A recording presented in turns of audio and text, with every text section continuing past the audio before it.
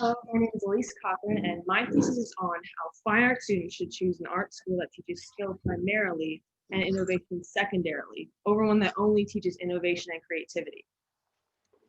So I piled these erasers together and took a picture of them this morning. I would like you to imagine in your head how much this could be worth. Oh, okay, that was a lie. This happens to be one of the pieces in Rachel Byrne's portfolio she submitted to different art colleges and got 24 offers, all amounting to $2 million in scholarship money. The highest offer was $146,000 from Milwaukee Institute of Art and Design.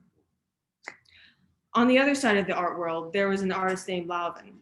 He and his twin brother loved to draw and paint, so they applied to many art colleges using the art they had previously made. After they had been rejected at each one, they decided to attend a portfolio critiquing class to help them put together a portfolio that art colleges would accept. At the class, the professors told him that his art wasn't innovative enough. They went as far as to say that only one of the brothers would get into art school because they were twins. Later on, Lalvin was accepted into an art school in Germany. There, the fine art students were also only being taught of originality and innovation, and they were pushed to make contemporary art. Lalvin was skilled, so he put work into his projects. But when he was presented the work for critiques, he was always criticized for his lack of originality. This happened so often that he stopped putting effort into any of his projects. He says, stuff that was thrown on paper a few minutes before class always got more appreciation than something that took days or weeks of planning and work. So how did the thought around art go from this to this? Well, it didn't always used to be this way. In the classical era, beauty was seen more as a physics. Someone's opinion of how beautiful something was depended on how attractive they thought it looked.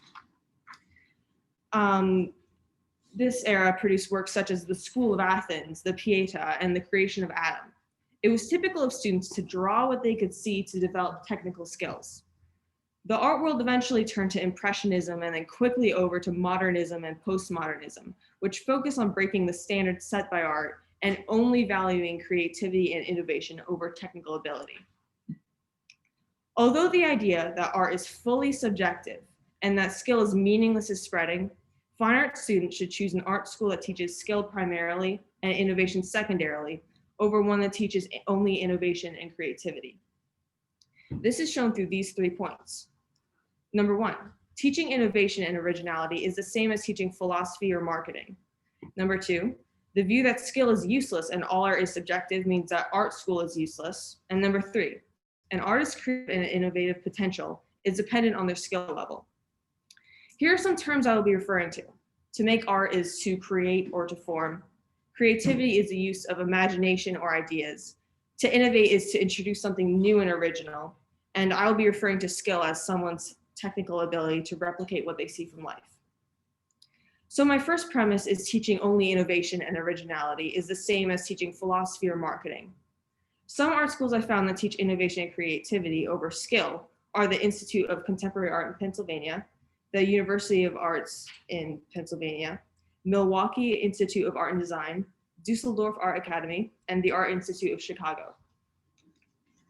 One reason fine art major curriculums would primarily teach originality is so the student will be differentiated from other artists and to teach them how to sell their work. In marketing, the story of the seller or the product is one of the most important things to have when convincing someone to buy your product. Even with amazing art, it would be hard to have someone buy an art piece from an artist if they know nothing about the art. So an art school will encourage a student to put some meaning behind their work. Jessica Bacchus, the Senior Director of Gallery Relations at Artsy, an online platform for discovering, selling, and buying art, claims that the reason why contemporary art seems so far removed and pretentious is because we have to walk all the way to museums and be faced by many obstacles, unlike music that can be on demand. But the true reason it seems so far removed is because the genius art now is determined by the rich art investors, critics, and museum heads. What they run is a business, and they won't profit off of it unless others are interested in the art. The easiest way to get people to be interested in coming to see an artwork is if the artwork is shocking and people are talking about it. So the art college will teach students how to appeal to that market, which is having a story to sell your artwork and a deeper meaning behind it. But if they only teach innovation for the purpose of getting someone to buy an artwork, they're only teaching commercialization or philosophy. University of the Arts in Pennsylvania teaches mainly creativity and fine art and little skill. Many of their fine art alumni's portfolios exhibit little skill and childlike art. Their undergraduate tuition is $47,000 as of 2020 per year, whereas the average tuition cost in the state of Pennsylvania is $23,000 per year. With all of this in mind, it is more beneficial for the student to take business, philosophy, or psychology as his major, rather than go to an art school that only teaches innovation or originality. Maybe the art school is teaching only innovation and creativity because they believe all art is subjective and skill is irrelevant. The objectiveness of art is the fact that we are all starting with the same subject matter, which is the earth and what already exists on it.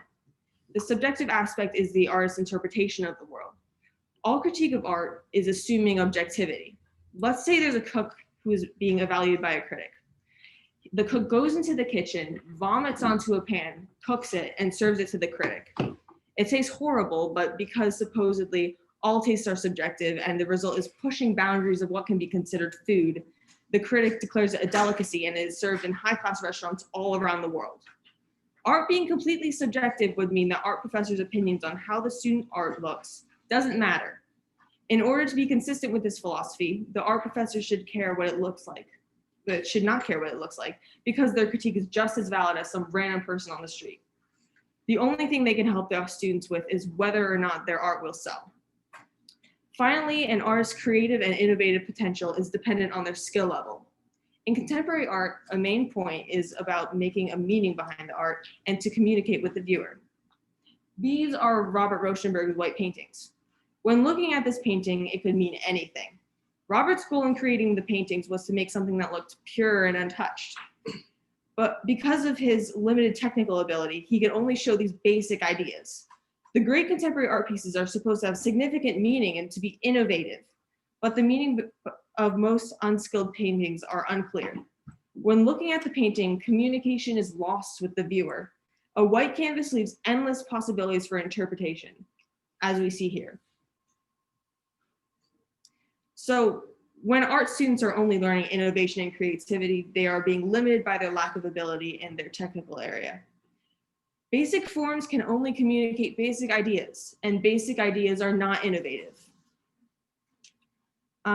Someone might argue that creativity is a skill. I would say that yes, you can improve your ability to think outside the box. Many people have expressed to me that they have it all in their head, the perfect picture, but when they put their pencil down on paper, they can't replicate it without a technical ability.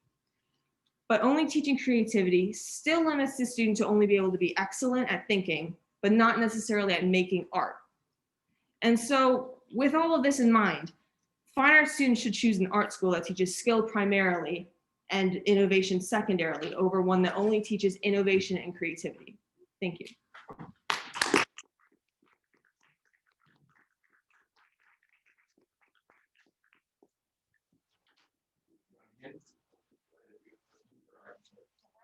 Okay, sure.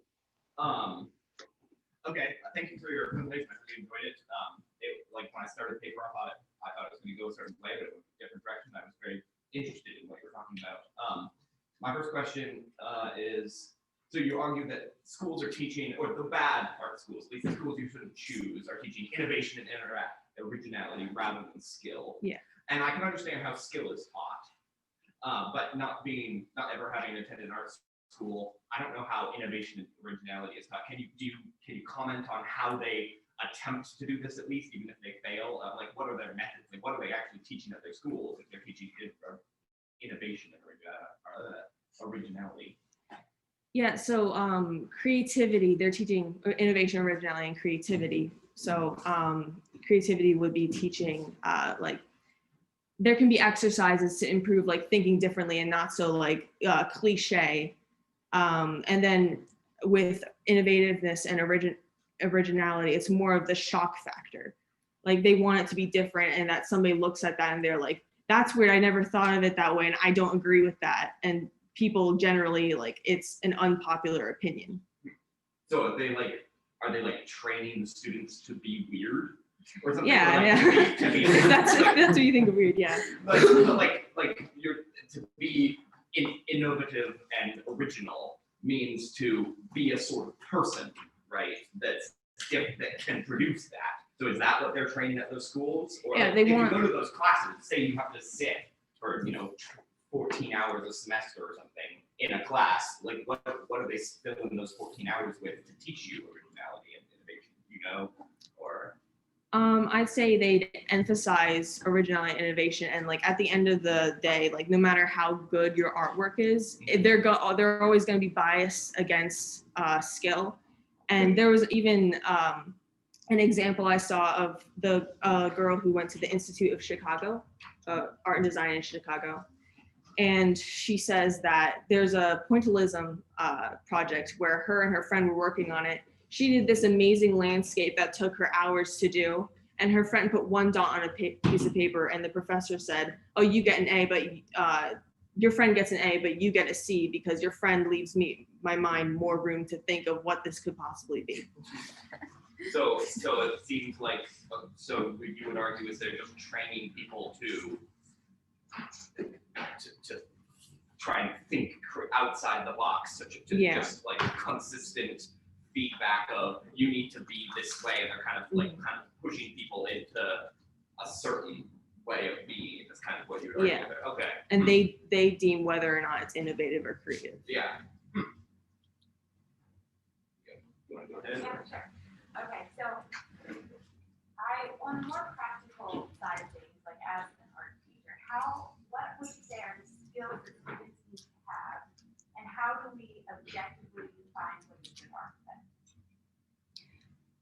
I would say that good art combines thought behind it, but also with skill that grounds it.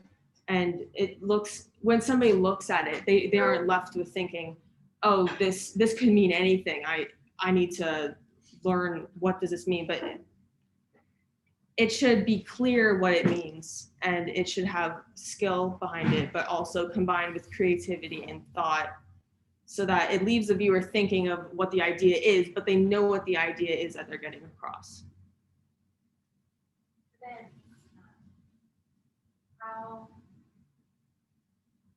let me think on that. Yeah. So I really like your argument that meaning is a crucial part of good art.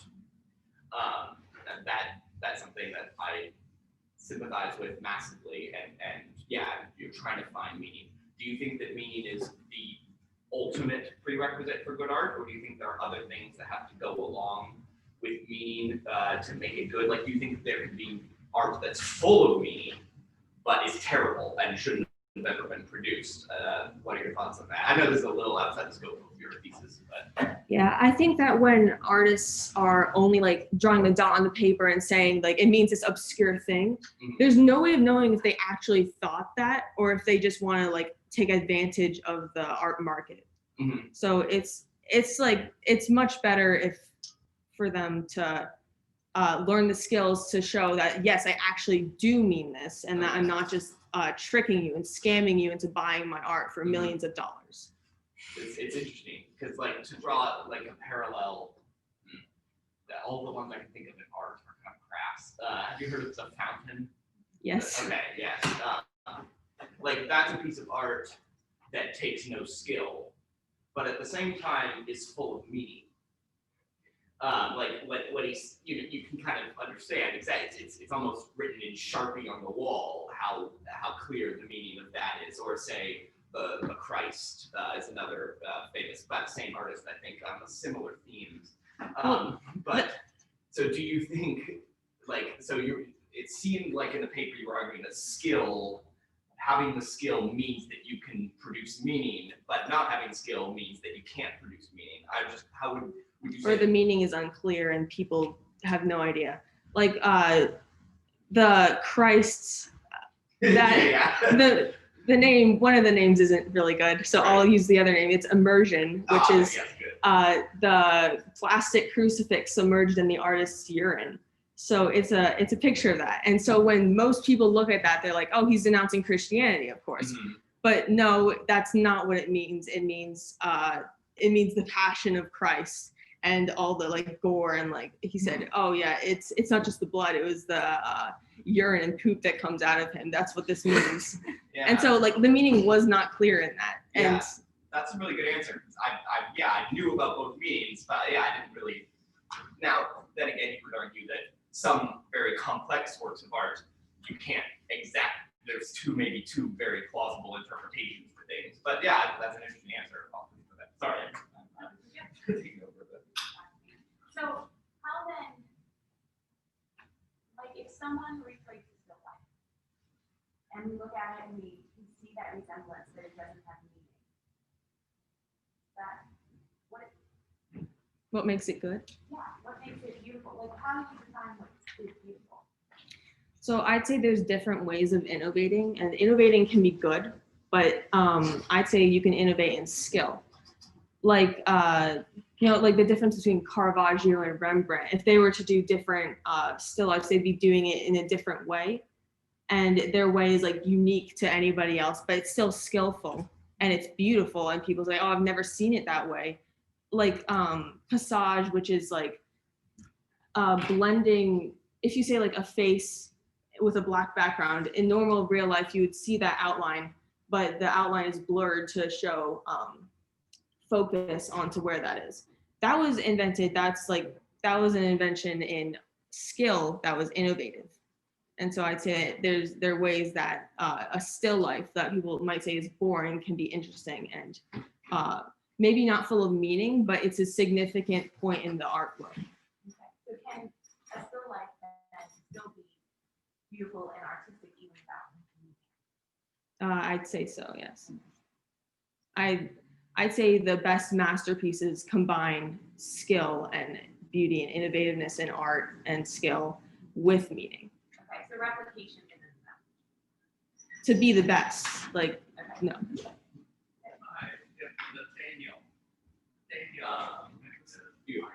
Do you have any follow-ups? I can go ahead and No, ask go more. ahead. Yeah. So I'm just interested in this whole conversation of meaning and the still life is interesting.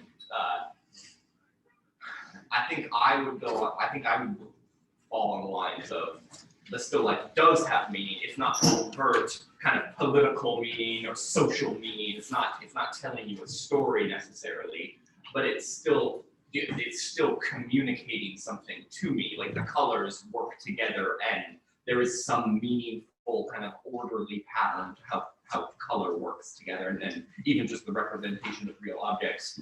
Do you think that I guess I'm just trying to understand what your philosophy of what makes beautiful art as separate from ugly art is.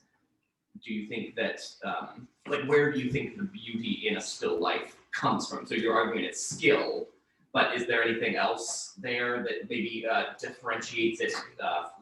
Can you imagine an extremely skilled artist producing a worse work than a slightly less skilled artist because of something else? Yeah,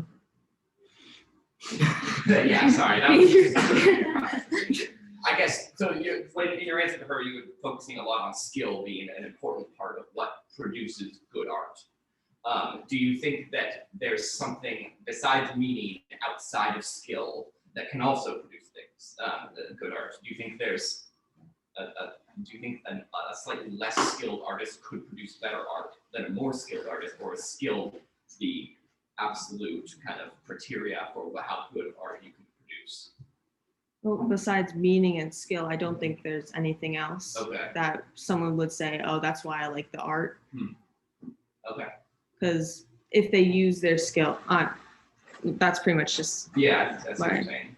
Okay. I'm not quite sure what else there would be. I mean, there is the story behind the artist that makes it good, but that gives it meaning. Yeah. And so I think that that's true. But do you I guess the originality and innovation, you did concede that some of it does come into it. Do you think that a degree of originality, a degree of the creativity of the artist as separate from their technical skills is an important factor, I guess, in producing good art? Yeah, I'd say creativity. Well, that's like the specific choices of the certain artist. like what I was saying with passage, where you apply certain techniques. Mhm. It's like creativity can be used for where you apply the techniques, and that can create an even better painting, and even Okay. more skillful painting. So I'd say technical ability combined with creativity is Yeah. like, yeah. So there is that extra thing. There is something of which we can't quite put our finger on that's not skill, not just meaning, but something else that's making this painting good. Well, I say that creativity and combined with technical ability is Yeah. part of skill. Oh, so creativity falls under skill. Well, yeah, like skill, someone could have skill in carpentry, and how they get better at that is like repetition and, Mhm. practicing. Like violin, skill in the violin, repetition, practicing. With creativity, you can practice that. You might not be like, even with somebody that people probably have different like limits on how creative they can get, Mhm. but you can still practice it. And I think that falls under skill, but it's still to teach only that it's based on skill. Okay, interesting. I mean, Now I understand you a technical little better, that your argument creativity falls under skill. Okay, Yeah. thank you. Last question, please. So what are the most important skills that our students should have? The ability to replicate from life what they see, and then from there they can learn creativity or learn how to apply their artistic vision to what they already know to create something different from everyone else that makes them stand out, but they're also a good artist. Thank you.